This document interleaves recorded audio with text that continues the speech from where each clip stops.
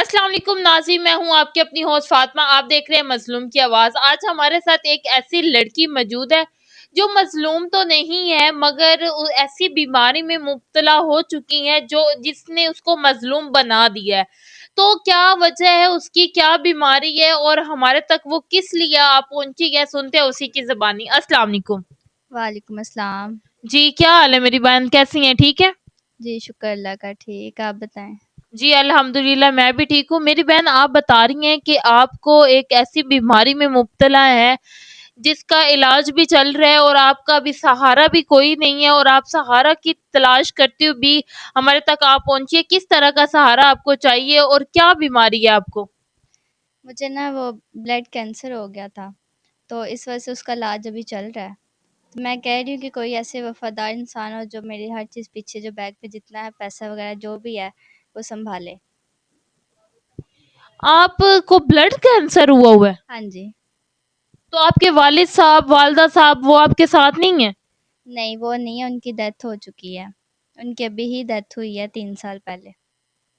दोनों की इकट्ठी हुई है? हाँ जी, दोनों की इकट्ठी हुई है एक्सीडेंट में। एक्सीडेंट में हुई है? तो आपका कोई अपना बहन-भाई नहीं है और? नहीं, मेरा कोई बहन-भाई नहीं है, अकेली-अकेली हूँ मैं।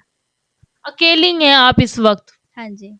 कितनी जायदाद है, क्या है आपके पास जो आप कह रही हैं कि मेरे पास काफ़ी बैग पे आप रकम वग़ैरह है, जायदाद वग़ैरह है, तो आप अकेली हैं और आपको कैंसर भी है, उसका इलाज चल रहा है आपका? हाँ जी, वो इलाज चल रहा है मेरा भी। तो ये इलाज आप पाकिस्तान से करवा रही हैं या आउट ऑफ कंट्री से मेडिसिन आती है, किस तरह इलाज करवा रही हैं आप? आउट ऑफ कंट्री से आती है मेडिसिन वगैरह। तो उसके अखराजात वग़ैरह वो आप खुद सारा कुछ देख रही हैं, क्या बिज़नेस है आपका? ये है कि मैं सब कुछ देख रही हूँ, अच्छा बिज़नेस है, घर वगैरह है, अपना कारोबार है, हर चीज़ अपनी है मेरी। आप वैसे रह किधर रही हैं? इधर लाहौर में ही रह रही हैं या मैं ज़्यादातर बाहर ही रहती हूँ, अभी फ़िलहाल लाहौर में आई हुई हूँ। किधर रहती हैं? आपका घर किधर है? वैसे मैं आउट ऑफ कंट्री ज़्यादातर रहती हूँ, कौन-सी कंट्री में रहती हैं आप? यही मलेशिया वाली साइड पे। मलेशिया वगैरह रहती हैं आप, और इलाज भी आपका उधर ही हो रहा है सारा? हाँ जी, उधर ही हो रहा है। तो पाकिस्तान इधर वालिदैन तो आपके हैं नहीं, तो फिर पाकिस्तान में इधर कहाँ रहती हैं आप और किसके साथ रहती हैं? मैं अकेली रहती हूँ यहाँ पे, अपनी प्रॉपर्टी वगैरह है, वहाँ पे आती हूँ, देखती हूँ और फिर चली जाती हूँ। कितने का बिज़नेस है आपका जिसका आप कह रही हैं, कितना एक मंथली आपकी इनकम है और जो आप कमा लेती हैं? काफ़ी इनकम वगैरह है, चल रहा है, सब बेहतर चल रहा है। तो आप हमारे तक आई हैं, आप कह रही हैं कि मैं आपके पास आई हूँ और सहारे की तलाश में, किस तरह का सहारा चाहिए आपको? और जो आपकी बीमारी है तो कोई आपका ज़ाहिर-सी बात है ननिहाल होता है, ददियाल होता है, तो किसी कोई भी आपका साथ नहीं दे रहा। नहीं, कोई भी पता ही नहीं है क्योंकि मेरे जो वालिदा वगैरह थे ना, वो मतलब कम मिलते थे इनसे। तो फिर ताने वगैरह सुनने को मिलते थे क्योंकि उनकी अपनी कोई औलाद नहीं थी। उन्होंने मुझे अडॉप्ट किया था। अच्छा, ये आप उनकी सगी औलाद नहीं है, आपको उन्होंने अडॉप्ट किया हुआ है। हाँ जी, अडॉप्ट किया था उन्होंने। तो आपने अपने सगे माँ-बाप को ढूँढने की कोशिश नहीं की कि वो किधर रहते हैं और आपके और भी बहन-भाई हैं या नहीं? आपने कभी ढूँढने की कोशिश नहीं की? की है, काफ़ी कोशिश की है, इसलिए मैं इधर पाकिस्तान वगैरह में आती हूँ, ढूँढती हूँ, काफ़ी कोशिश हुई है पर नहीं मिले हैं वो। तो जो आपके वालिदैन साहब थे, वो जो वफ़ात कर पाई है, तब उन्होंने बताया था या आपको रिश्तेदारों से पता चला था कि आप इनकी सगी औलाद नहीं है? नहीं, उनका जब आखिरी टाइम चल रहा था ना, तब उन्होंने मुझे बताया था। तो फिर आप लोगों ने उनसे पूछा नहीं है कि वो किधर रहते हैं, क्या काम करते हैं, किस जगह पे रहते हैं? पूछने की कोशिश की थी पर उन्होंने कहा था कि ना बस उस टाइम पे हमें पता था पर अब हमें कोई पता नहीं है। वो तुम्हें खुद ही ढूँढना पड़ना कहाँ पे है। तो आपने कोशिश की है ढूँढने की? कोशिश बहुत की, अभी भी कोशिश जारी है, अगर मिल गए तो ठीक है, नहीं तो फिर इस तरह ही लाइफ चलेगी।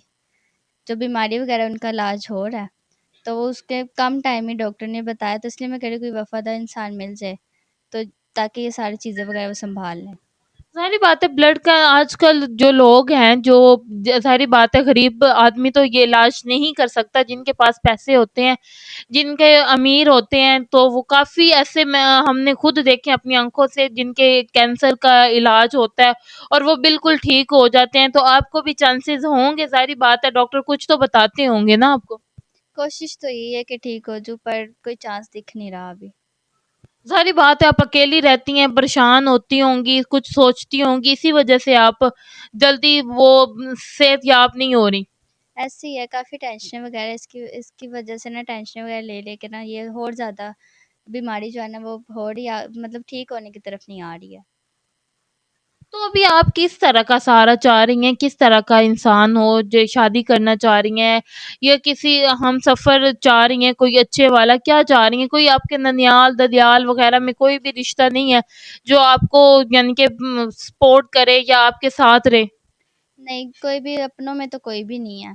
इसलिए मैं कह रही हूँ कोई अच्छा सा वफ़ादार इंसान मिल जाए, कि जो चलो मेरे साथ तो इतने टाइम नहीं वो रह सकता, बाद में वो सारी चीज़ें सँभाल ले।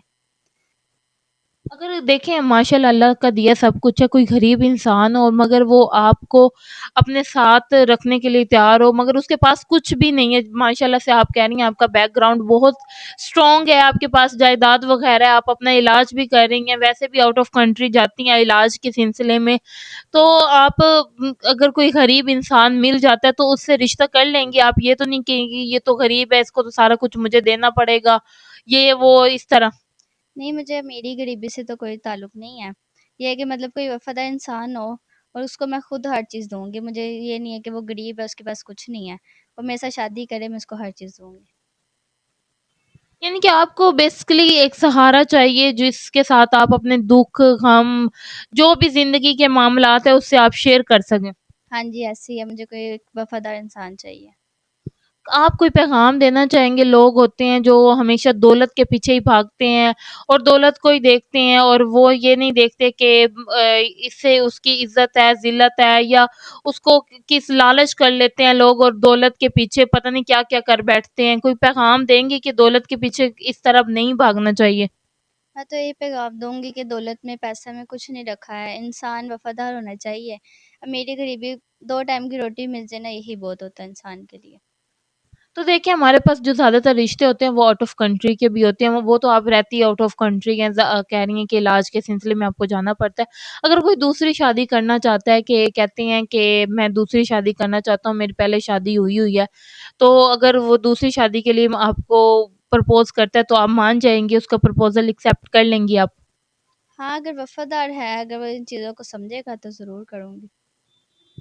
नाज़रीन जैसे कि आपने मेरी इस बहन की बात सुनी है, वो इस वक़्त एक बीमारी में मुब्तला है, उनको ब्लड कैंसर है और उसका इलाज भी चल रहा है, आउट ऑफ कंट्री से इलाज चल रहा है और वो उसके सिलसिले में वो जाती भी रहती हैं। मगर वो चाहती हैं कि उनका अभी वो अकेली हैं, उनका कोई सहारा नहीं है, उसका कोई बहन-भाई नहीं है, वो तन्हा रहती हैं जिसकी वजह से वो तंदुरुस्ती की तरफ भी नहीं आ रही। वो कहती हैं कि कोई ऐसा सहारा मिले जो उनको अपने साथ रखे और अपना दुःख, गम हर चीज़ वो अपनी शेयर करे उससे। तो कोई इनसे शादी करना चाहता है, इन अपना प्रपोज़ल इन तक पहुँचाना चाहता है तो हमारा स्क्रीन पे नंबर दिया जा रहा है, आप हमसे कॉन्टैक्ट कर सकते हैं। हम आपका कॉन्टैक्ट इन तक करवाएँगे। अभी के लिए इजाज़त चाहती है आपकी अपनी ओर से।